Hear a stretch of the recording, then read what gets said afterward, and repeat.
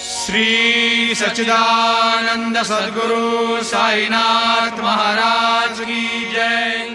ओवाळू आरती माझ्या सद्गुरुनाथा, माझ्या साईनाथा, पाचाही तत्वांचा दीप लाविलाता, निर्गुणाची स्थिती कैसे आकारा